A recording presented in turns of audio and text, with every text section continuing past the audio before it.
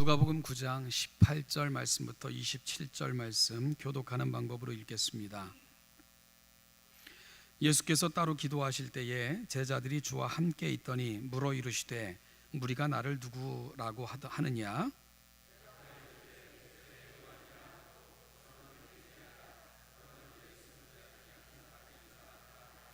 예수께서 이르시되 너희는 나를 누구라 하느냐? 베드로가 대답하여 이르되 하나님의 그리스도 신이다 하니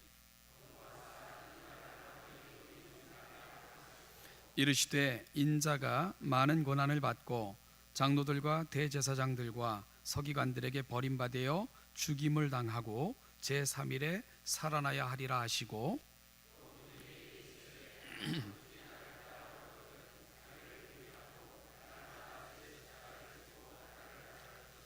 누구든지 제 목숨을 구원하고자 하면 잃을 것이요 누구든지 나를 위하여 제 목숨을 잃으면 구원하리라.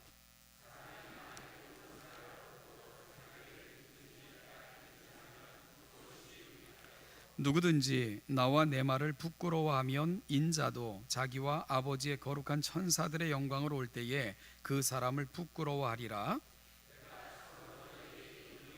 여기 서 있는 사람 중에 죽기 전에 하나님의 나라를 볼 자들도 있느니라. 아멘.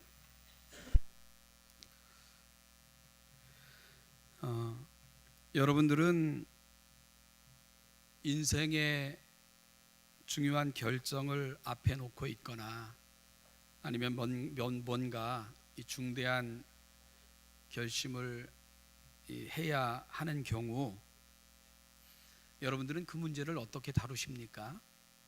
그리고 어떻게 해결책을 찾으시는가요? 아마 그럴 때마다 살아오면서 나름대로 체득한 방법과 아마 습관들이 있으실 거예요. 어떤 중요한 결정과 결심을 하거나 이르게 되는 그 단계, 방법, 그리고 늘 여러분들에게 나타나는 습관, 그런 것이 있을 것입니다. 그럼에도 불구하고요, 오늘 이 자리에 앉아 있는 또 서 있는 저와 여러분이 놓치지 말아야 할 한 가지 분명한 것이 있을 것입니다. 그것은 그러면 그리스도인은 이럴 때 어떻게 해야 되는가 하는 것이지요.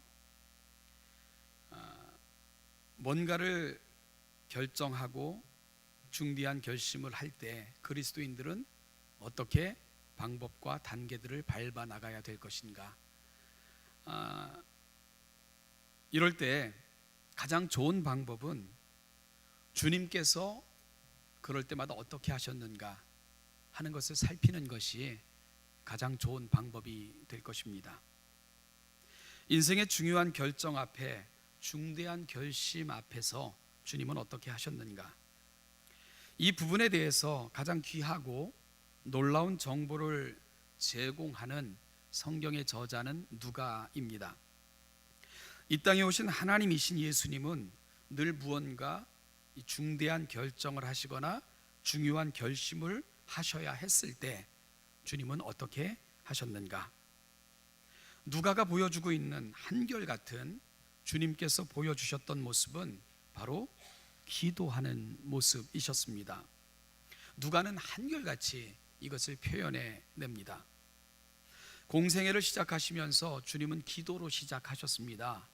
12사도를 택하시기 전에도 주님은 밤이 맞도록 기도하시면서 이 일을 준비하셨고 또한 이 일을 행하셨습니다. 그리고 오늘 본문에서도요, 우리는 또한 기도하시는 예수님의 모습을 보게 됩니다. 그리고 이러한 주님의 모습은 이 세상에서의 맡겨진 모든 삶을 마치시고 떠나실 때까지 계속 똑같은 패턴으로 계속되는 것을 우리가 확인할 수 있게 됩니다.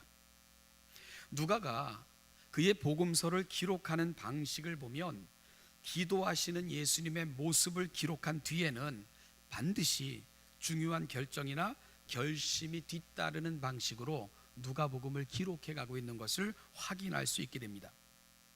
따라서요, 여기 앉아 계신 분들이 누가복음을 읽을 때 기도하시는 예수님을 기록하는 그 기록을 만나게 되면 무언가 중대한 결정이나 결심이 뒤따르겠구나 하는 것을 예측하고 예상하게 만들어 주는 거죠. 바로 그런 기능을 예수님의 기도가 보여주고 있다는 겁니다. 그것이 바로 누가가 기록하는 누가복음의 특별한 방식이기도 합니다. 따라서 누가복음을 읽다가 기도하시는 예수님을 대하면 우리는 특별한 주의를 기울여 그 본문 앞뒤를 살필 필요가 있습니다. 이것이 누가복음을 잘 읽는 방법이기도 하죠. 오늘 본문도 그런 측면에서 기도하시는 예수님의 모습은 뭔가 중대한 결정이나 결심이 있을 것을 기대하게 하거나 암시하는 그러한 기능을 갖고 있는 것을 확인하게 됩니다. 자, 그러면 여러분, 누가가 전하는 예수님의 모습을 통해서 오늘 이 아침 사실은 저와 여러분들도 좀 받아야 될 도전이 있지 않을까, 이런 생각을 해봅니다. 바로 우리 안에도 이 방식을 좀 회복하자는 것입니다. 하나님이신 예수님도요, 이 세상에 오셔서 공생애를 사실 때에 모든 것을 아버지께 아뢰고 상의하고 아버지의 뜻을 구하면서 그분의 일을 결정하셨고 또 실행하셨습니다. 여러분, 하나님이신 예수님께서도 이렇게 사셨는데 하물며 얼마나 우리가 연약합니까? 얼마나 우리가 미련합니까? 얼마나 한없이 부족합니까? 그럼에도 불구하고 우리의 삶의 자리에서 기도가 사라지거나 하나님의 뜻을 구하고 하나님의 뜻을 간직하는 단계가 생략되어져 있다면 우리가 예수님보다 더 능력이 있다는 것일까요? 그래서 우리가 그렇게 하는 걸까요? 좀 돌아봄이 있어야 될 필요가 있지 않겠습니까? 그리고 여러분, 우리가 어떠한 중대한 결정과 결심을 앞에 놓고 주님이 보여주셨던 그 모습이 우리의 삶의 자리에 안 나타난다는 것은 하나님의 지혜와 도우심은 필요 없어요 하는 교만함의 또 표현은 아닐까 좀 걱정해 보면서, 우리의 삶의 자리에 정말 예수님이 보여주셨던 그 모습이 우리에겐 있는가, 오늘 이 아침 누가의 기록을 통해서 한번 살펴보고 도전받을 수 있는 귀한 시간이 되기를 소망합니다. 혹시 우리의 모습이 안타깝게도 늘 반대로 가는 경우가 많은 것은 아닌가 좀 근심하며, 정말 무언가 문제가 생기거나 중대한 결심과 결정을 하게 될 경우에 바쁨을 핑계로, 아니면 내 마음의 짐과 문제를 핑계로 늘 먼저 희생당하는 것이 하나님 앞에 나아감, 그분을 구함, 그분과 교제함, 그분을 간절히 사모함, 이런 것들이 가장 먼저 희생당하고 있는 것이 우리 삶의 문제는 아닐까. 오늘 누가가 전해주는 예수님의 모습을 통해서 우리 자신을 깊이 돌아볼 수 있는 복된 이 아침이 될 수 있기를 소망합니다. 저는 저와 우리 신원여담교회 성도들이 우리를 바라보는 사람들에게 이렇게 좀 평가가 됐으면 좋겠다. 마치 예수님을 평가하는 누가의 평가처럼 말이죠. 저분은 무언가 중대한 결정과 결심을 하실 때는 늘 기도하시지, 기도보다 앞서는 것이 없으신 분이야. 하나님의 뜻을 구하고 그분의 거룩한 뜻을 먼저 발견하고 그리고 행동하시는, 늘 신앙적으로 그렇게 살기를 애쓰시는 분이 바로 저분이야. 바로 누가가 예수님을 평가할 때마다 기도보다 앞서지 않으셨던 예수님, 우리 신원여담교회 모든 성도들에 대한 평가도 하나님 앞에서 그렇게 이루어지기를 간절히 축복해 봅니다. 사랑하는 여러분, 문제 앞에서요, 큰 결심 앞에서 기도하며 하나님의 좀 더 친밀하고 귀한 뜻을 구하며 나아가는 자는 어떤 어려움과 문제가 있어도 좀 더 깊은 신앙과 하나님과의 깊은 교제를 경험하게 될 것이지만, 이 부분이 생략되어지면 우리 신앙이 피폐하게 될 것입니다. 그리고 우리는 세속적인 방법으로 우리의 일들을 보며 결정하게 될 것입니다. 오늘 그런 면에서 누가가 보여주고 있는 예수님의 모습이 오늘 우리가 닮고 간직하길 원하는 간절한 모습이 될 수 있기를 주님의 이름으로 축복합니다. 여러분, 그러면 오늘 기도하는 예수님의 모습을 통해 누가는 예수님의 어떤 중대한 결심과 결정을 보여주고 있는가 말씀드렸죠. 누가복음을 읽을 때 예수님이 기도하시는 장면을 만나면 뭔가 중대한 결정과 결심을 앞에 놓고 있구나 하는 것을 암시하는 기능을 갖고 있다고요. 그럼 오늘 본문도 기도하는 예수님을 누가가 기록한다면 뭔가 중대한 결정과 결심을 앞에 놓고 있다는 것을 암시해 주고 있는 겁니다. 자, 그렇다면 예수님은 어떤 중대한 결심과 결정을 앞에 놓고 있는가? 본문을 조금 더 살피면서 이 질문에 대한 좀 답을 찾아가 보도록 하죠. 기도하시고는 주님께서는 그곳에 함께 있던 제자들에게 다음과 같은 질문을 하십니다. 아주 유명한 질문이기도 하고요, 아주 중요한 질문이기도 한데요, 예수님이 그곳에 모여있던 제자들에게 하신 질문이 뭡니까? 사람들이 나를 누구라 하더냐 하는 질문이었습니다. 그러자 제자들은 한간에 예수에 대해서 이렇게 저렇게 회자되어지는 부분을 예수님께 알려드립니다. 세례 요한이라고 하는 이도 있고요, 더러는 엘리야라고도 하고요, 더러는 옛 선지자 중에 한 사람이 살아났다고 그렇게 말하는 사람들도 있었습니다 하고 세간의 정보를 예수님께 알려드렸습니다. 그러자 예수님께서는 그 제자들에게 또 다른 질문을 하셨죠. 어떤 질문이죠? 그러면 너희는 나를 누구라 하느냐? 이런 질문입니다. 그러자 베드로가 다음과 같이 대답을 합니다. 하나님의 그리스도이십니다. 이렇게 대답을 해요. 여러분, 우리가 이 말을, 이 베드로의 대답을 우리가 좀 더 친숙하게 알고 있는 마태복음의 표현을 빌리면 베드로가 이렇게 대답을 했죠. 주는 그리스도시요 살아계신 하나님의 아들이십니다. 그렇게 고백을 했습니다. 이 베드로의 대답은 주님의 공적인 생애에서 아주 중요한 의미를 갖게 돼요. 여러분, 누가복음은 이 대답을 계기로 주님께서는 두 가지 중요한 결정과 결심을 하게 되신다고 표현하고 있기 때문입니다. 그 첫 번째가 주님이 하셨던 중대한 결심 결정 첫 번째가 22절인데요 22절 말씀 우리 한번 같이 읽어볼까요? 시작. 이르시되 인자가 많은 고난을 받고 서기관들에게 버림받아 죽임을 당하고 제3일에 살아나야 하리라 하시고, 예수님께서 베드로의 고백을 들으시고는 인자가 많은 고난을 받고 장로들과 대제사장들과 서기관들에게 버림받아 죽임을 당하고 제3일에 살아나야 할 거다 하고 말씀을 하셨다는 거예요. 그런데 이 본문을 기록하고 있는 마태복음과 마가복음의 그 표현을 빌리면 이렇게 되어 있습니다. 인자가 많은 고난을 받고 장로들과 대제사장들과 서기관들에게 버림받아 죽임을 당하고 제3일에 살아나야 하리라고 비로소 가르치셨더라. 비로소라는 말을 첨가하고 있어요. 그러니까 고난과 십자가와 죽음과 부활을 분명히 예수님께서 제자들에게 가르치기 시작했던 시점이 베드로의 고백을 들은 직후다 하고 성경의 저자들은 확인해 주고 있는 것입니다. 또한 오늘 따라서 이 베드로의 고백과 오늘 주님께서 예루살렘에 올라가서 고난받고 죽으시고 부활하신 것을 비로소 가르치셨던 사건은 매우 밀접한 연관이 있다는 것을 우리가 알 수 있게 되는 겁니다. 또한 누가가요 기록하고 있는 베드로의 이 대답을 계기로 주님께서 하신 두 번째 큰 결심은 51절에 기록되어져 있는데요, 우리가 51절도 한번 같이 읽어봤으면 좋겠습니다. 51절입니다. 시작. 예수께서 승천하실 기약이 차심에 예루살렘을 향하여 올라가시기로 굳게 결심하시고, 예수님의 굳은 결심이 나타나고 있는데요, 그 굳은 결심이 뭡니까? 예루살렘으로 올라가시겠다고 굳게 결심하셨다 하는 부분을 표현하고 있는데요, 우리가 9장을 처음부터 쭉 읽어보면 이 예수님의 결심이 오늘 베드로의 고백과 무관하지 않다는 것을 분명히 확인할 수 있게 됩니다. 여러분, 예수님이 왜 예루살렘에 올라가시기로 결심하시죠? 그것이 22절과 관련이 있어요. 죽으러 가시는 겁니다.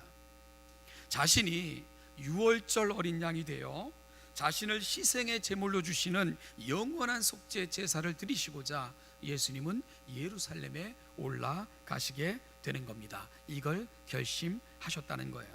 그래서 예수님의 이 결심을 누가는 승천하실 기약이 차심에 라는 말로써 하나님의 구속의 시간이 가까웠다는 것을 함께 표현하고 있는 이유가 그것입니다. 이것이 베드로의 신앙 고백이 차지하고 있는 아주 중요한 두 사실입니다.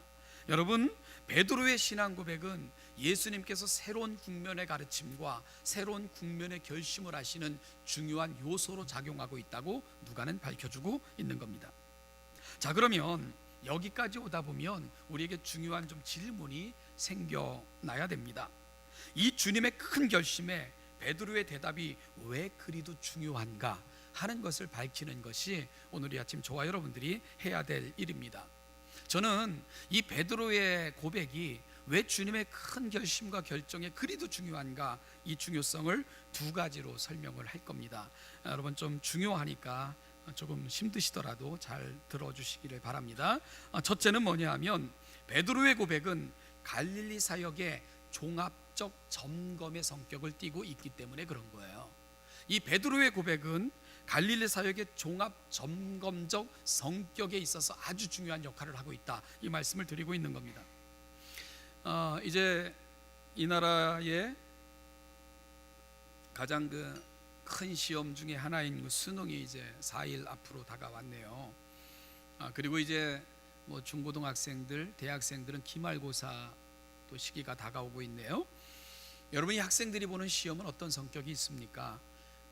우리 수능은 기초적인 모든 학문에 대한 최종적 점검, 더 고차원적인 학문으로 나아갈 수 있는 준비가 되었는가를 평가하는 그런 수단이 될 수도 있겠고요. 기말고사는 한 학기 동안 배우고 익힌 것을 제대로 알고 있고 응용할 수 있는가에 대한 평가가 이루어지게 되겠지요. 여러분, 주님께서 가이사랴 빌립보 지역, 이 질문을 한 지역을 마태복음과 마가복음은, 누가복음은 그 지역이 생략되어 있는데요, 가이사랴 빌립보에서 되어진 일이다 하고 밝히고 있습니다. 이 가이사랴 빌립보 지역에서 제자들에게 너희는 나를 누구라고 하느냐 질문한 것은 마치 제자들에게 그런 성격을 가지고 있다, 수능과 기말고사와 같은 그런 성격을 가지고 있다고 말씀드리고 있는 겁니다. 갈릴리에서 주님은 약 3년 동안 제자들을 집중적으로 훈련하고 가르치셨습니다.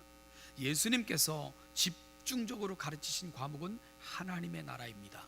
그리고 하나님의 나라가 어떻게 임했고 앞으로 이루어져 갈 것이며 그 나라의 위대함이 어디에 있는가를 주님은 끊임없이 가르치셨고 실제로 보이면서 이 사실을 확인해 주셨습니다. 이 3년이 다 지나가고 있는 겁니다. 이 3년이 지나면 예수님은 예루살렘에 올라가서 십자가를 지시는 그 마지막 사역을 감당하셔야 됩니다. 여러분, 그럴 때 예수님에게서 중요한 것이 뭐냐? 예수님은 죽고 이 땅을 떠나셔야 되는데 주님이 이 땅에 오신 이후 이 세상을 구원하고 하나님의 자녀로 돌려드리는 이 위대한 사역이 이제는 사도들에게로 전이 되어져야 되는데 그 준비가 저들에게 갖추어졌는가, 이 부분을 확인하는 것은 매우 중요한 주님의 사역이 되는 거예요. 바로 그 테스트를 주님은 가이사랴 빌립보 그 지역에서 너희는 그럼 나를 누구라 하느냐 질문을 통해서 확인하고 계신 겁니다. 바로 베드로의 대답은 그 주님의 마음이 합한 고백을 또 고백하고 있는 것이 되는 거예요. 주는 그리스도시요 살아계신 하나님의 아들이십니다. 무슨 얘기입니까? 당신은 그리스도이십니다. 구원자이십니다. 그리고 하나님이십니다. 이 위대한 고백을 베드로가 한 거죠. 뭐죠? 테스트의 통과를 한 거예요. 마태는 그의 복음서에서요, 이 고백을 들으신 주님께서는 매우 기뻐하시면서 이 고백의 터 위에 내가 교회를 세울 건데 이 세상의 어떤 권세도 이 권세를 능히 빼앗을 수 없을 뿐만 아니라 이 권세를 빼앗아갈 자도 없을 거다 하고 축복해 주시는 것을 보면 이 베드로의 고백이 가지고 있는 중요성이 얼마나 대단한가를 우리가 확인할 수 있게 되는 겁니다. 그래서 그 고백을 들으신 주님은 예루살렘으로 올라갈 결심을 하시게 되는 겁니다. 여러분들은 교회가 어떤 곳이라고 생각을 하십니까? 교회가 어떤 곳인가? 예수가 하나님이심을, 그리고 그 하나님께서 영원한 속죄를 이루시고자 친히 제물이 되셔서 우리의 죄를 용서하시고 구원하셨음을 믿는 그 믿음 위에 세워진 공동체, 여러분, 그것이 교회입니다. 그래서 교회에서 내가 무엇을 믿고 붙들고 있는가를 확인하고 아는 것은 그 어떤 것보다도 중요하다는 것을 우리가 알아야 됩니다. 따라서 교회로 부름받은 성도들에게 있어서 가장 중요한 것은 예수가 누구신가를 아는 것입니다. 그분은 하나님이시고 우리의 죄를 위해 유월절 어린 양으로 이 땅에 오셔서 우리의 모든 죄를 십자가 위에서 사하신 하나님, 그분이 바로 예수님입니다 하는 것을 깨닫는 것이 매우 중요하다는 것입니다. 그뿐만이 아니라 그 예수님이 그러면 나와의 관계 속에서는 어떠한 분인가 하는 것을 확인하는 것도 중요합니다. 베드로의 고백은 이 두 가지를 담고 있는 거예요. 이 땅에 오신 당신은 하나님이십니다. 온 우주 만물을 창조하신 하나님, 바로 당신이십니다. 그리고 베드로는 고백하는 거예요. 그리고 나의 주님이십니다. 이 사실을 베드로가 고백하고 있는 겁니다. 여러분, 교회의 기초가 거기에 있는 거예요. 하나님을 바로 아는 것, 그리고 그 하나님이 내게는 어떤 분이신가를 아는 것, 교회는 그 고백의 태호 위에 세워져야 되는 겁니다. 그래야 교회가 굳게 세워질 수 있음을 오늘 베드로의 고백을 통해서 주님은 확인해 주고 계신 거죠. 이것이 베드로의 고백이 갖고 있는 매우 중요한 사실이며, 오늘 우리 역시 이 고백의 토 위에 세워져 있는가, 교회는 이 굳건한 신앙의 고백이 토 위에 세워져 가고 있는가가 오늘 이 아침 저와 여러분들 속에서도 확인되어야 될 줄로 압니다. 여러분은 예수님을 어떻게 알고 계세요? 분명한 지식과 바른 이해가 우리에게 있습니까? 그분은 하나님이시고, 그리고 이 땅에 오신 구세주이시고, 오늘 그분 안에만 나의 구원이 있다는 것을 분명히 고백하는 그 고백의 토 위에 우리의 신앙이 확실하게 서 있는가를 오늘 이 아침 베드로의 고백을 통해 이 땅에 교회를 세우시겠다고 약속하신 주님의 약속을 통해서 오늘 우리는 그 교회를 세워가고 있는가를 다시 한번 확인할 수 있는 복된 아침이 될 수 있기를 소망합니다. 오늘 두 번째로요, 베드로의 고백이 갖고 있는 중요성은 그 고백을 통해서 주님은 최종적 가르침으로 가실 수 있게 되었기에 이 베드로의 고백은 매우 중요한 거예요. 그러니까 한 차원 더 높은 그 가르침으로 주님은 베드로의 고백을 터를 삼아 그렇게 진행하고 계신다는 겁니다. 여러분, 주님께서 제자들에게 가르치고 싶었던 최종적 가르침, 그걸 주님은 비로소 하실 수 있게 됐다, 그 말씀인데요. 그 내용이 뭡니까? 23절부터 27절, 그것이 바로 주님이 제자들에게 주셨던 최종적 가르침인데요. 우리 23절부터 27절까지를 우리 교독하는 방식으로 다시 한번 읽겠습니다.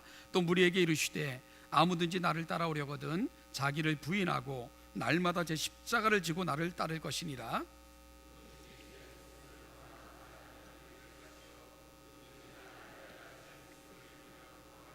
사람이 만일 온 천하를 얻고도 자기를 잃든지 빼앗기든지 하면 무엇이 유익하리요?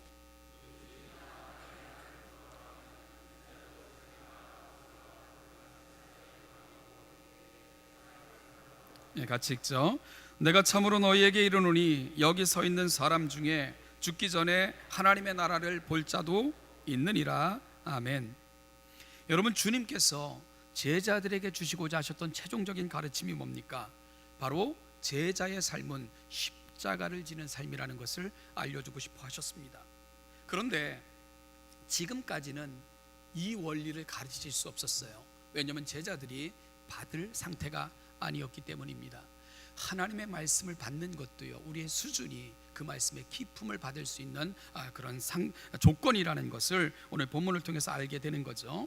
여러분, 주님께서 가르치신 앞으로 제자들이 살아가야 될 삶, 그게 뭐냐? 십자가의 길이라고 말씀하고 계신 거예요. 제자의 길은 곧 십자가의 길이라는 겁니다. 그리고요, 십자가의 길이 뭐냐? 그건 자기를 부정하는 길이고, 주님을 위해 죽을 수 있는 길이며, 온 천하보다 구원받았음을 기뻐하고 감사하는 길이고요, 하나님 앞에 설날을 사모하면서 오늘을 기다리고 인내할 줄 아는 삶, 이것이 바로 제자들에게 요청되어지는 십자가의 길이라고 비로소 주님은 그 제자들에게 제자도의 원리를 가르치시기 시작하신 것입니다. 여러분, 이게 얼마나 어려운 요구인 줄 아십니까? 자기 부정이 쉬운가요? 십자가의 삶은 자기를 부정하는 길이에요. 우리가 늘 쉽게 하는 얘기가 뭡니까? 나 자존심 하나로 사는 사람이야. 이런 말 우리가 얼마나 자주 해요. 그런데 여러분, 내 자존심은 너무너무 중요한데 나로 인하여 우리 주님의 이름의 해가 되는 것에 대해서는 우리가 정말 관심이 있었는가? 십자가의 삶을 살아가는 사람들은 나의 자존심보다 중요한 것은 우리 주님의 이름이, 우리 주님의 영광이 어떻게 드러날 것인가, 이것이 더 내 마음속에 큰 짐이고 내 마음속에 소원이 되어야 되는 사람들, 그게 바로 십자가를 지는 사람들의 삶이라고 주님은 말씀해 주고 계신 겁니다. 여러분, 십자가의 길이 어떤 길입니까? 이건 죽음을 이야기하는 거예요. 십자가는 단순한 고난이 아니라 죽음을 의미합니다. 주님 때문에 죽을 수 있나? 베드로는 그럴 줄 알았어요. 주님 쫓아가면서 주님이 떡을 먹이시고 이적을 행하시고 사람들 속에 그 인기가 높아질 때는요, 베드로 주님 위에 죽을 줄 알았어요. 죽을 수 있는 줄 알았어요. 있다고 자신했어요. 어디를 가든지 난 주님을 따라갈 것이다. 죽음이 임한다 할지라도 난 결코 주님 포기하지 않을 거예요 라고 이야기했어요. 그런데 어땠습니까? 어린 소자, 어린 여종 앞에서 베드로는 처절하게 무너졌잖아요. 예수 모른다고, 심지어 예수 욕하면서 예수를 저주하고 그를 따르는 자들을 저주하면서 철저하게 부정했던 사람, 그게 바로 베드로였습니다.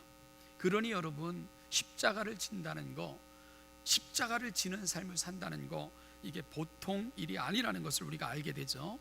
사랑하는 여러분, 온 천하보다 주님으로부터 받은 구원이 소중하고, 그래서 오늘을 영원을 사모하며 주님 만날 날을 대비하는 자로 살아가는 것, 그게 십자가의 삶이라고 오늘 주님은 제자들에게 가르쳐주고 있는데, 이거 역시 쉬운가요? 여러분, 어떤 사람이 농담으로 그러대요.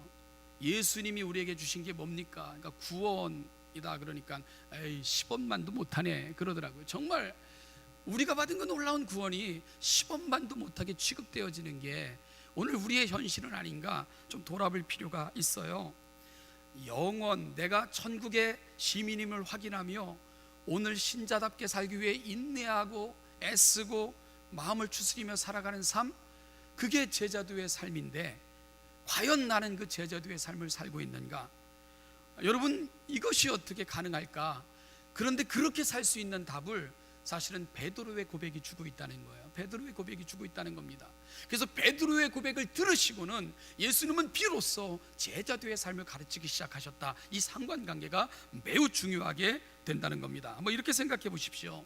주님은요, 왜 당신은 하나님의 그리스도이십니다, 이런 고백을 들으시고는 비로소 십자가와 부활, 그리고 십자가를 지는 제자의 삶을 가르치기 시작하셨는가? 여러분, 신앙이라는 건 결국 하나님을 얼마나 아는가의 싸움이기 때문에 그런 겁니다. 사람은 값 있는 것, 소중한 것, 그리고 보장될 만한 것에 투자하는 경향이 있지 않습니까? 그래서 우리는 보험을 들기도 해요. 그리고 우리는 연금을 들기도 하고요. 또한 노후 대책 금융 상품에 관심을 갖기도 합니다.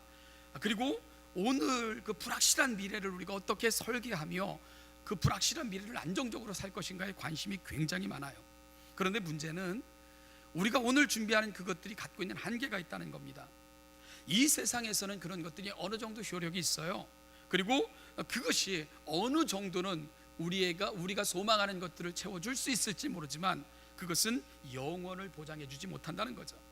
아무리 많은 재산을 갖고 있다 할지라도요, 아무리 미래를 잘 대비해 놓았다 할지라도 이 세상을 떠나는 순간 그 모든 것들은 아무런 필요가 없는 것이 돼버리고 맙니다. 그런데 여러분, 우리가 믿는다고는 하지만 그냥 형식적인 신앙인 종교인의 자리에 머물러 있는 교회 생활을 하다가 우리가 이 세상을 떠났다고 생각을 해보세요. 그런데요, 이 세상을 떠나보니까 우리가 형식적으로 부르며 그냥 종교인으로 살면서 많은 신 중에 한 분이신 그분이 정말 온 우주 만물의 창조주이시고 우리의 영혼을 책임져 주실 유일한 구세주, 바로 예수 그리스도가 그런 분이라면 이거 굉장히 큰일이 아니겠습니까? 여러분, 미쳤다고, 집안 망신이라고 십자가를 지고 죽은 예수는 집안의 수치라고 생각하며 철저하게 그 예수를 부정했어요. 야고보의 이야기입니다. 그런데 그분이 하나님이신 거예요. 그분이 이 땅에 우리의 구원을 위해서 오신 예수님이신 거예요. 그 사실을 알았을 때 야고보의 마음이 어떻겠는가 생각을 해보셨습니까? 그 야고보에게 주님이 찾아오셔서 못자국 난 손과 옆구리를, 창자국 난 옆구리를 보이시면서 내가 너를 위해 이 땅에 온 너의 구세주란다, 야고보야 라고 불러주셨을 때 그 야고보의 심정이 어땠을까? 여러분, 우리가 상상이 됩니까? 그 순간의 아픔, 미안함, 죄송함, 두려움, 그 야고보의 마음이 그랬지 않았겠어요? 여러분, 그 순간 야고보는 철저하게 무너져서 그 남은 생애를 주님을 위해, 주님의 영광을 위해 주님을 사랑하며 살아가는 그 위대한 결심을 야고보가 하게 되는 것 아닙니까? 자, 그렇다면 여러분, 주님으로부터, 주님께로부터만 영원한 생명이 주어지며 영원한 천국의 소망을 가질 수 있다면, 심판을 넘어설 수 있는 유일한 길이 예수 그리스도뿐이라면 우리가 어찌 예수 따르는 길을 거절할 수 있겠는가? 그 주님이 우리에게 요청하시는 그 삶을 우리가 어떻게 거절할 수 있겠는가? 이런 문제가 생겨나지 않겠습니까? 그분이 하나님이신데, 그분이 우리에게 영생을 주시기 위해 이 땅에 오신, 육신을 입고 오신 우리의 하나님이신데, 바로 베드로가 그 하나님을 향해 주는 나의 주님이시고 하나님이십니다, 그 고백을 올려드릴 때 주님께서는 그 고백을 붙드시고 그 위대한 일을 시작하셨는데, 사랑하는 여러분, 오늘 우리가 믿는 그 예수님이 하나님이시라면 그 하나님이 오늘 우리에게 요청하시는 그 삶을 어떻게 우리가 거절할 수 있겠는가? 이 문제가 우리에게 생겨나지 않겠는가? 그 말씀을 드리고 싶은 거예요. 오늘 우리가 예수님이 원하시는 삶을 거절하는 이유가 뭡니까? 우리가 예수를 모르기 때문이에요. 그분이 하나님이신 줄 우리가 믿지 않기 때문이에요. 하나님이 원하시는 삶의 자리에 우리가 들어가지 않는 것, 우리는 믿기는 믿지만 종교인의 삶의 자리에 머물러 있기에, 그분이 하나님이시고 우리의 영혼을 책임져 주신다는 그 확신이 없기에 우리는 예수님을 따르는 길에 우리는 들어서지 못하는 겁니다. 그렇지 않겠어요? 그것이 바로 오늘 베드로의 고백이 갖고 있는 중요성입니다. 왜 주님은 베드로의 고백을 통해서 비로소 제자의 삶을 이야기하기 시작했는가? 알아야 따르니까. 그분이 누군가를 내가 믿어야 따르니까. 믿는 그 고백을 통해서 주님은 비로소 제자의 삶을 말씀하시기 시작하신 것입니다. 사랑하는 신원예담교회 성도 여러분, 내가 부르는 예수가 정말 나의 하나님이라는 고백이 있습니까? 그분 안에만 영생이 있다는 고백이 있습니까? 그분은 하나님이신데 나의 구원을 위해 이 땅에 오신 메시아라는 그 고백이 우리에게 있습니까? 그렇다면 우리가 이렇게 살면 안 되는 거죠. 우리가 하나님을 부정하는 방법으로 살면 안 되는 거죠. 그분이 우리에게 주신 말씀을 우리가 이렇게 무시하면 살면 안 되는 거 아니겠습니까? 오늘 베드로의 고백은 저와 여러분들에게 그걸 도전하고 있는 겁니다. 사랑하는 신원제담교회 성도 여러분, 오늘 우리 가운데 오신 예수 그리스도, 그분이 나에겐 누구신가? 나는 그분을 어떻게 섬기고 있는가? 그분이 정말 하나님이시라면, 그분이 정말 나의 인생의 영혼의 구세주시라면 오늘 우리는 그분의 말씀 앞에 다시 서야 할 것입니다. 그분이 우리에게 들려주시는 말씀 앞에 우리는 겸손하게 다시 서고자 하는 용기가 있어야 될 것입니다. 신앙은 그분이 누구신가를 아는 싸움입니다. 그리고 그분을 알 때 우리의 삶은 바뀌게 될 것입니다. 이 위대한 베드로의 고백의 자리, 그리고 비로소 주님의 기품을 이야기하기 시작한 자리, 오늘 이 아침 우리의 자리가 그런 아침 되시기를 주님의 이름으로 축복합니다. 기도하겠습니다.